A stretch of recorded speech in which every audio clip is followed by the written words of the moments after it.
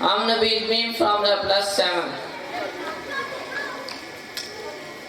أعوذ بالله من الشيطان الرجيم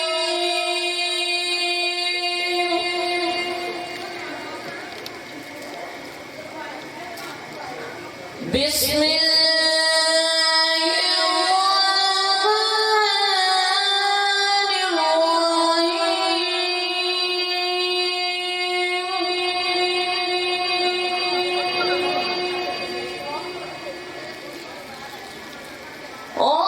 الله نور السماوات والأرض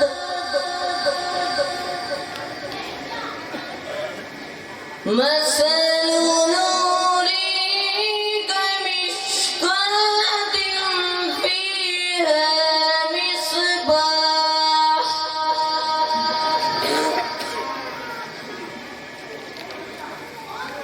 الله نور السماوات والأرض مثل نوره كمشكاة فيها مصباح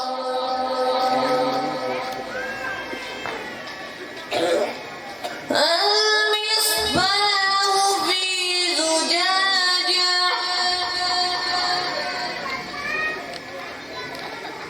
الزجاجة كأنها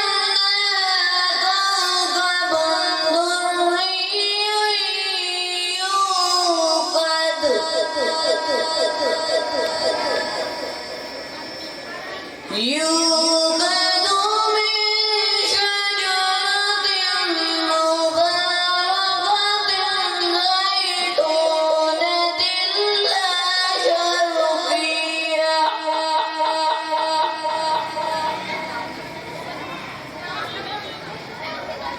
ولا غربية يكاد زيتها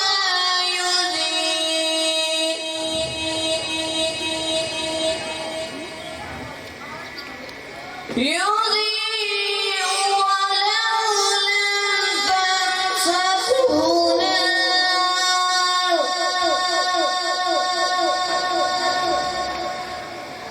نار نور على نور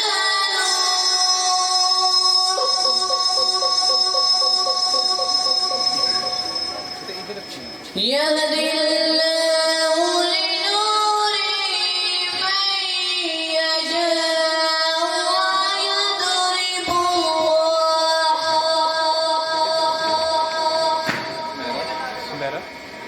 ويضرب الله الأمثال للناس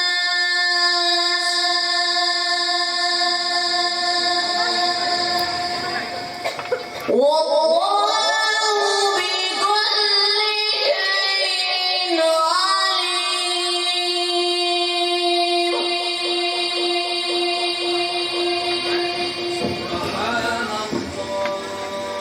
शुरू अल्लाह के नाम से जो बड़ा मेहरबान और नहायत रहम करने वाला है।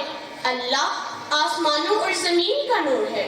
उसके नूर की मिसाल ऐसी गोया एक ताक है जिसमें चिराग है और चिराग एक कंदील में है। कंदील ऐसी साफ शफाफ है गोया मोती का सा चमकता हुआ तार। इसमें मुबारक दरख्त का तेल जलाया जाता है यानी जैतून, जो न मशरिक की तरफ न मगरिब की तरफ। ऐसा मालूम होता है हाँ आप उसे ना भी छुए तो जलने को तैयार है। बड़ी रोशनी पर रोशनी हो रही है।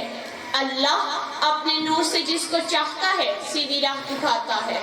अल्लाह जो मिसालें बयां फरमाता है लोगों को समझाने के लिए, और अल्लाह हर चीज से वाकिफ है।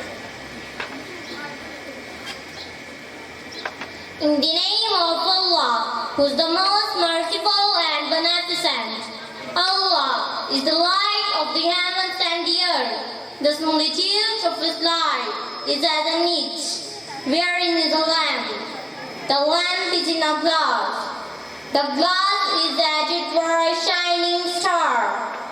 This His lamp is kindled from the blessed trees, and all of the neither of east nor of the west. It is near that its side may flare up even. There no fire touched it, light upon light.